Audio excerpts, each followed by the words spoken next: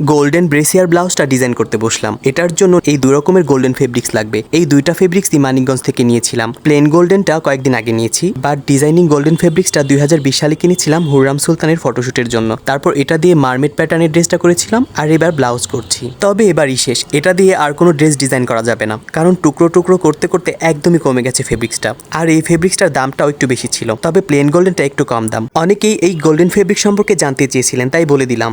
ব্লাউজটা ডিজাইন করার জন্য আলাদা কোনো প্যাটার্ন করিনি, একটা ব্রেসিয়ারের উপর জাস্ট প্লেন ফেব্রিক্সটা সেলাই করে নিয়েছি। কিভাবে করছি সেটা তো দেখিয়ে দিলাম। এরপর নিচে ডিজাইনিং গোল্ডেন ফেব্রিক্সটা লাগিয়ে নিয়েছি। কাঁধের বেল্টের জন্য লেসটাকে ভাঁজ করে সেলাই করে নিয়েছি। এরপর লেস দিয়ে বানানো ফুলগুলো সেলাই করে আটকে নিতে হবে, ঠিক যেভাবে ডিজাইনটা এঁকেছিলাম সেভাবে।